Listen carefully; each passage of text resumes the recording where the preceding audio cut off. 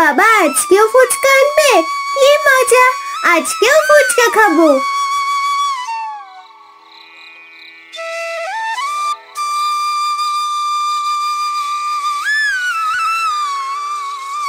মিলির বাবা ফুচকার গাড়ি ঘরের বাইরে রাখে। ফুচকা বিক্রি করে দিনের শেষে কিছু ফুচকা গাড়িতেই রয়ে যায়। দে রে মা, এক গ্লাস জল দে, যা গরম পড়েছে, এই গরমে ব্যবসা করতে ভীষণ কষ্ট। এই নাও বাবা জল। আরে আজকে তো বেশ অনেকগুলো ফুচকা রয়ে গেছে। কতগুলো ফুচকা আছে বাবা? একদম নয়, রাত্রিবেলা ফুচকা খাওয়া ভালো নয়। এখন কটা বাজে দেখেছিস?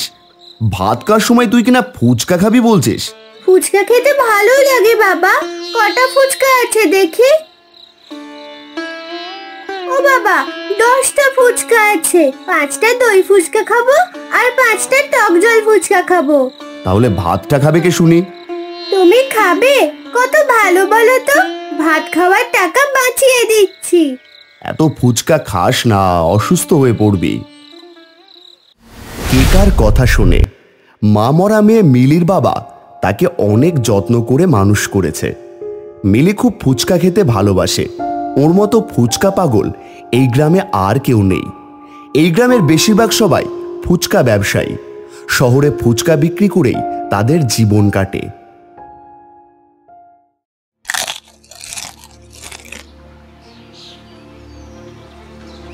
ও কাকু, আর 2টো ফুচকা দাও না। না না, আর ফুচকা হবে না। তুমি দেবে না তো কি হয়েছে, বাবা নিয়ে এলে খাবো। আমার কাছে 50 টাকার ফুচকা খেলি, আবারও ঘরে খাবি? অসুস্থ হয়ে পড়বি তো মিলি। মোটেও না, তোমরা বলে বলে আমাকে অসুস্থ করে দেবে। আমি আসি, বাড়িতে গিয়ে ফুচকা খাবো।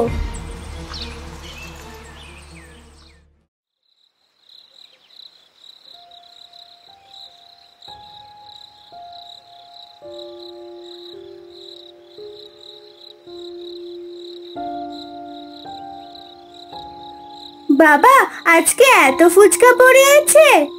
আরে মা, আসলে শরীরটা ভালো লাগছে না বলে আমি আর বেশিক্ষণ দাঁড়াইনি, চলে এসেছি। আমি একটু শুয়ে পড়ছি, তুই ভাত রান্না করে আমাকে ডাকবি।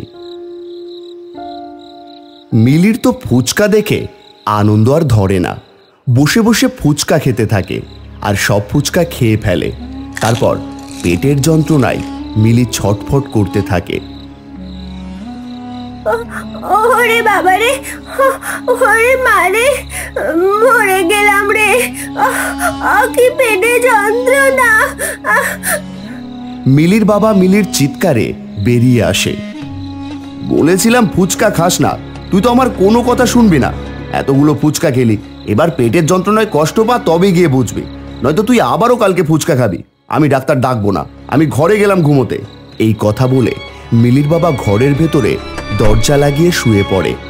এইদিকে মিলি যন্ত্রণায় কষ্ট পেয়ে মারা যায়।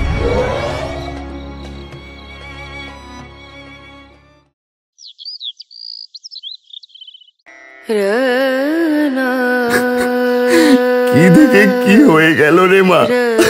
আমি তো চেয়েছিলাম তুই একটু কষ্ট পাক, কিন্তু তুই যে আমাকে ছেড়ে চলে যাবি সেটা আমি বুঝতে পারিনি। এই ঘটনার প্রায় 1 সপ্তাহ কেটে গেছে। এখন গ্রামে এক নতুন উৎপাত শুরু হয়েছে। গত 1 সপ্তাহ থেকে 1 টাকাও রোজগার নেই। আমার ওই একই অবস্থা, কি যে হচ্ছে কিছুই বুঝতে পারছি না। ফুচকা তৈরি করে ঘুমোতে যাচ্ছি, ঘুম থেকে উঠে দেখছি সব ফুচকা হাওয়া। চোরের উপদ্রব হয়েছে। কোনো ধূর্ত ফুচকা ব্যবসা এসে আমাদের তৈরি করা ফুচকা নিয়ে গিয়ে বিক্রি করছে। ধরতে পারলে পা দুটোকে একেবারে খোড়া করে দেব। তা আবার বলতে আমাদের পাহারা দিতে হবে, বুঝেছো? এখন বাড়ি যাই, বাড়িতে ফুচকা তৈরি করে রেখে দিয়ে এসেছি। কি জানি চুরি হয়ে গেল না তো।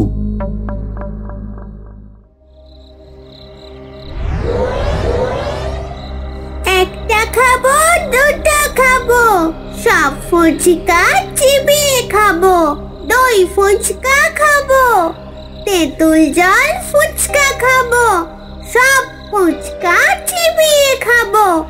পেতাম যদি ঘুগনি ফুচকা হতো তাহলে আরো মজা। একটা খাবো, দুটো খাবো, সব ফুচকা চিবিয়ে খাবো। কোথা থেকে একটা ভূত এসে ফুচকা গপ করে খেতে থাকে দু হাতে। ঝড়ের নিমেষে সব ফুচকা খেয়ে ফেলে। শুধু একটা ফুচকা ব্যবসায়ীর কাছে নয়, গ্রামের ৩-৪ জন ফুচকা ব্যবসায়ীদের কাছে গিয়ে রাতে চুরি করে সমস্ত ফুচকা খায়।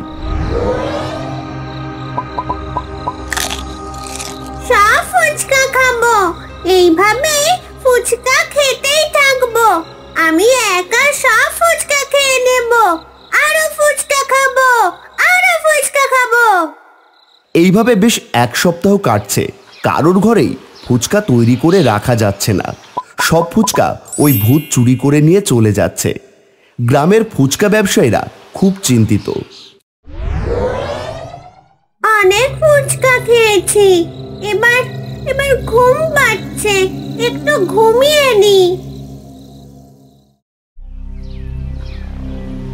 এভাবে হতে দেওয়া যায় না, আমাদের চোর ধরতেই হবে। কিভাবে চোর ধরবো কিছুই তো বুঝতে পারছি না। রাত জেগে আমরা পাহারা দেব।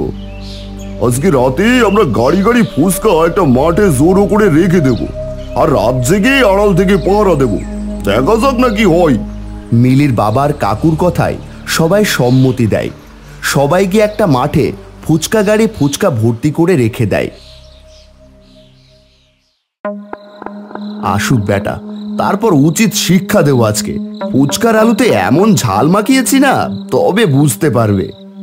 গাছে বসে থাকা পেতনির নাকে ফুচকার গন্ধ যায়। আলু মাখা টক জলের গন্ধে ঘুম ভেঙে যায়। কি সুস্বাদু ফুচকার গন্ধ, আমাকে খেতে হবে, সব আমাকে খেতে হবে। সেই মাঠে উপস্থিত হয় বাচ্চা ভূতটা।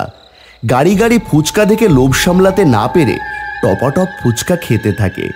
এইদিকে গাছের আড়ালে দাঁড়িয়ে সকলের অবস্থা ভয়ে বেহাল হয়ে যায়। আরে এ তো দেখছি একটা বাচ্চা ভূত। এবার কি হবে? আমাদের ফুচকা সবই ভূতের পেটে যাচ্ছে। তার মানে গ্রামে ভূত ঢুকেছে। ফুচকা খেতে খেতে ফুচকায় বড্ড ঝাল লাগে মিলির। সে ঝালের চোটে লাফাতে থাকে। ওরে বাবা রে, কি ঝাল রে! এত ঝাল কে দেয়? এত ঝাল কে দেয়? একটা ছোট্ট বাচ্চা মেয়ে খাবে? এত ঝাল দিয়ে কেউ আলু মাখে? উফ, কি ঝাল! মরে গেলাম, মরে গেলাম। মিষ্টি জল চিনি দাও। কে কোথায় আছো? কিছু দাও, মরে গেলাম, জ্বলে যাচ্ছে। মিলির ভূত লাফাচ্ছে আর যন্ত্রণায় ছটফট করছে। এইটা দেখে গাছের আড়াল থেকে সকলে বেরিয়ে আসে। আহারে, বাচ্চাটার খুব কষ্ট হচ্ছে। বাচ্চা ভূতটার এত কষ্ট সহ্য করা যাচ্ছে না। তোমার এত দরদ উঠলে উঠছে কেন বলো তো? ও যন্ত্রণায় ছটফট করুক। কদিন থেকে আমাদের ফুচকা চুরি করে খাচ্ছে। জানি না কেন ওকে কষ্ট পেতে দেখে আমার ভীষণ কষ্ট হচ্ছে। বাবা, বাবা, তুমি আমাকে চিনতে পারছো না? আমি তোমার মিলি, আদরের মিলি। ফুচকা খেতে খুব ভালোবাসতাম, তাই বলে তোমরা এমন করবে? ওরে বাবা রে, ঝালে মরে যাব রে। মিলি, হ্যাঁ তো সেই রকমই তো লাগছে। এ বাবা, তুই তাহলে এতদিন ধরে ফুচকা চুরি করে খাচ্ছিস? হ্যাঁ, আমার তো ফুচকা খেতে ভীষণ ভালো লাগে, তাই আর কি। এই ফুচকা খেয়ে খেয়ে পেটের যন্ত্রণা পেয়ে তুই মারা গেলি, তাও ফুচকা খাওয়া ছাড়বি না। আর তুই আমাদের সকলের ফুচকা চুরি করে খেয়ে আমাদের ব্যবসার অনেক ক্ষতি করেছিস। আমরা কদিন ধরে নিজেদের পরিবার ঠিক মতো চালাতে পারছি না। বউ বাচ্চা একবেলা ঠিক মতো খেতে পায় না রে মা। আমার ভুল হয়ে গেছে, আর কখনো হবে না। আমার ভীষণ ঝাল লাগছে, কিছু একটা করো। তেঁতুল আর নুন গোলা জল খা, আরাম পাবি। উফ, শান্তি। এইভাবে চুরি করে খাস না, আমাদের ব্যবসার অনেক ক্ষতি হচ্ছে মা। কিন্তু আমি যে ফুচকা খেতে ভালোবাসি। তুই কখনো আমার কথা শুনিস না, কিন্তু এবার অন্তত একটা কথা শোন মা। আচ্ছা বলো বাবা। শোন মা, এই গ্রামের সকলে তোর জন্য 10টা করে ফুচকা সাজিয়ে রাখবে। ওই ফুচকাগুলোই খাস, চুরি করে আর ফুচকা খাস না। ঠিক আছে বাবা, তাই হবে। কি মজা, কি মজা, প্রত্যেকদিন 50টা করে ফুচকা খেতে পাবো। কিন্তু এতে তো আমার মন ভরবে না, পেটও ভরবে না। আচ্ছা, আমি যদি আর 5টা করে ফুচকা চুরি করে খাই, নিশ্চয়ই কেউ রাগ করবে না।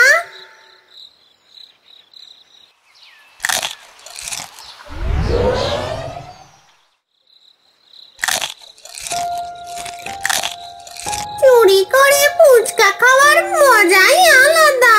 তবে কথা দিচ্ছি, 5টাই চুরি করব, এর থেকে বেশি করব না। তোমরা আবার কাউকে বলো না।